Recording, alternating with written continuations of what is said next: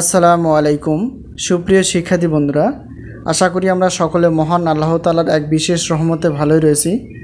আবারও স্বাগতম আমাদের math and science online university suggestion শাখায়। প্রিয় শিক্ষার্থী বন্ধুরা, তোমরা জানো আমরা ইতিপূর্বে প্রথম বর্ষ ডিগ্রি পাস পেয়েছি, প্রথম বর্ষ, দ্বিতীয় বর্ষ, তৃতীয় বর্ষে সাজেশন দিয়ে ফেলেছি।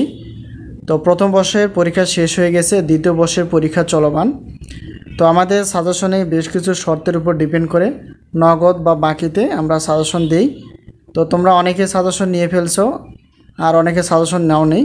তো যারা সাজেশন নাও নেই তাদেরকে সাজেশন নেওয়ার অনুরোধ জানিয়ে আজকে আমরা দেখব যে ডিগ্রি পাস ও সার্টিফিকেট কোর্স দ্বিতীয় বর্ষ প্রাণীবিজ্ঞান তৃতীয় পত্র বিএসসি অর্থাৎ বিষয় কোড আমরা দেখতেই পাচ্ছি। আর পরীক্ষাটা ছিল 2022-এর পরীক্ষাটা হচ্ছে 2024 সালে, 2022 সালের পরীক্ষাটা হচ্ছে 2024 সালে। এই পরীক্ষাটি অনুষ্ঠিত হয়ে গেছে অর্থাৎ জুলাইয়ের 10 তারিখে।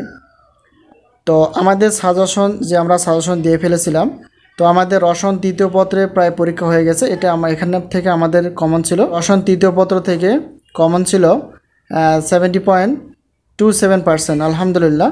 তো প্রাণীবিজ্ঞান তৃতীয় পত্র আজকে আমরা দেখব যে আমাদের সাজেশন থেকে কতটুকু আসলে কমন ছিল। তো এখন দেখো, আমরা ক বিভাগের প্রায় 40টির মতো দিয়ে ফেলেছিলাম। তো এখন দেখো আমাদের কমন ছিল কোনগুলো সেগুলো একটু দেখার চেষ্টা করব। দেখো 2 নম্বর প্রশ্নটি কমন ছিল ঘ হিসেবে প্রশ্নপত্রে। তো আমাদের সাজেশনে অর্থাৎ 10 নম্বরটি কমন ছিল ঠ নাম্বার হিসেবে, আর 13 নম্বর কমন ছিল খ নাম্বার হিসেবে, আর 18 নম্বর প্রশ্নটি কমন ছিল চ নাম্বার হিসেবে অর্থাৎ ক বিভাগের আর কি। আর 21 নম্বর প্রশ্নটির এবং এর কমন ছিল অর্থাৎ ঝ হিসেবে। এরপর দেখো 27 নম্বর প্রশ্নের এবং প্রশ্নটি কমন ছিল অর্থাৎ ছ হিসেবে। তো 12টি প্রশ্ন থেকে ক বিভাগের। তো 12টি প্রশ্নের মধ্যে আমাদের 8টি প্রশ্ন এসে গেছে, আলহামদুলিল্লাহ। এরপর আমরা দেখব খ এবং গ বিভাগের আমাদের সাজেশন থেকে কতটুকু কমন ছিল। প্রিয় শিক্ষার্থী বন্ধুরা, তোমরা দেখতেই পাচ্ছ যে খ বিভাগ এবং গ বিভাগের আমরা সাজেশন দিয়ে ফেলছিলাম প্রাণীবিজ্ঞান তৃতীয় পত্র। অর্থাৎ দেখো এটাই প্রথমে কমন ছিল অর্থাৎ আদিকোষ ও প্রকৃতি কোষের পার্থক্য লিখো। এটা 2 নম্বরের প্রশ্ন ছিল অর্থাৎ খ বিভাগের। তারপর এখানে দেখো 2 নম্বরটাও কমন ছিল 10 নং হিসেবে প্রশ্নপত্রের। 5 নং কমন ছিল, তার 5 নম্বর কমন ছিল, এই প্রশ্নটি কমন ছিল 11 নং প্রশ্নে। আর এখানে দেখো এটা কমন ছিল 1-এর গ নম্বর হিসেবে। আর পরটা দেখো এখানে 9 নম্বরটা কমন ছিল, 10 নম্বর কমন ছিল। দেখো এবার আসো 13 নম্বর কমন ছিল, 13 নম্বর প্রশ্নটি কমন ছিল আমাদের সাজেশন অনুযায়ী 13 নম্বর, আর প্রশ্নপত্র নং ছিল 14 নম্বর। এটা আমাদের 100% প্রশ্নটি দেওয়া ছিল, দেখো আলহামদুলিল্লাহ এসে গেছে।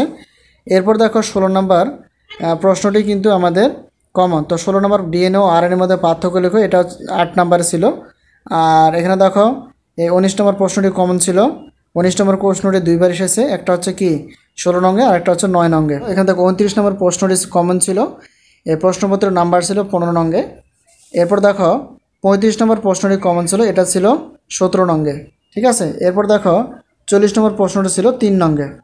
তো আশা করি আমরা আমাদের সাজেশন আমরা দেখার চেষ্টা করলাম যে আসলে আমাদের সাজেশন থেকে কমন হয় কি বা কমন হয় না। তো এগুলো এখন আমরা দেখব যে প্রত্যেকটার প্রশ্ন হিসাব করলে টোটাল কয়টি প্রশ্ন ছিল এবং ক বিভাগের কয়টি কমন ছিল, খ বিভাগের কয়টি কমন ছিল, গ বিভাগের কয়টি কমন ছিল এবং পার্সেন্টেজ হিসেবে কত কমন ছিল। তো এখন সারাংশ হিসেবে যদি বলতে চাই যে আমাদের সাজেশনের থেকে অর্থাৎ প্রাণীবিজ্ঞান তৃতীয় পত্র কতটুকু কমন ছিল। এখন মোট প্রশ্ন ছিল টোটাল হিসেব করলে 28টি প্রশ্ন ছিল, ক খ গ বিভাগ সব মিলে 28টি মোট প্রশ্ন ছিল। তো তার মধ্যে আমাদের প্রশ্ন অর্থাৎ সাজেশনে যে কমন ছিল 19টি, কমন ছিল না 9টি। তো শতকরা হিসেবে যদি আমরা দেখি যে শতকরায় কমন ছিল, সরি এটা না হবে না, তো শতকরায় কমন ছিল, তো শতকরায় কমন ছিল 67.85%, আলহামদুলিল্লাহ। অর্থাৎ 100%-এর মধ্যে এই প্রশ্ন মানে পার্সেন্টেজ হিসেবে দাঁড় করালে এতটুকু কমন ছিল। আশা করি তোমরা খুব সহজে বুঝতে পেরে গেছো। দেখার চেষ্টা করলাম প্রমাণ সহকারে আমাদের সাজেশন থেকে কমন হয় কি না, এটা একটু দেখার চেষ্টা করলাম। আর অবশ্যই তোমাদের হাতে যে প্রশ্নটি রয়েছে এই প্রশ্নটি তোমরা চাইলেই প্রশ্নটি বের করে আমাদের সাজেশন যারা পিডিএফ নিয়ে ফেলেছো হোয়াটসঅ্যাপে, তো মিলে দেখবা যে আসলে কমন ছিল কি না। আসলে আমরা পার্সেন্টেজ বেশি দেখার চেষ্টা করি না, কারণ আমরা দেখার চেষ্টা করি যে ইনশাআল্লাহ আমাদের কমন ছিল কতটুকু, যতটুকুই কমন ছিল ততটুকু দেখার চেষ্টা করি। তো তো ধাপে ধাপে পার্সেন্টেজটা আর বাড়ানোর চেষ্টা করা হবে ইনশাআল্লাহ, যে সর্বোচ্চ পরিমাণে কীভাবে আমরা পার্সেন্টেজটা নিতে পারি, অর্থাৎ প্রশ্ন কমন দিতে পারি। তো আরেকটা কথা বলে নেই, যেহেতু আমরা ম্যাথ বিষয়ে আলোচনা করার চেষ্টা করি সায়েন্সের, অর্থাৎ অনার্স এবং বিএসসি দুই গ্রুপেরই। তো এখন ম্যাথ আলোচনা করার চেষ্টা করি, পাশাপাশি আমরা পদার্থ এবং রসায়ন বিজ্ঞান বিভাগের সাজেশন অনুযায়ী আমরা আলোচনা করার চেষ্টা করব। তো পরবর্তী যে ক্লাসগুলো রয়েছে, অর্থাৎ ক্যালকুলাস 1 এখনও পরীক্ষা আছে 30 তারিখের দিকে। তো ক্যালকুলাস 1-এর যে সাজেশন দেওয়া হয়ে গেছে, তো যারা তোমরা ক্যালকুলাস 1 অথবা লিনিয়ার অ্যালজেব্রা সাজেশন নিয়ে ফেলেছো, তো সাজেশন অনুযায়ী আমরা ক্লাস আপলোড করার চেষ্টা করছি প্রতিদিন।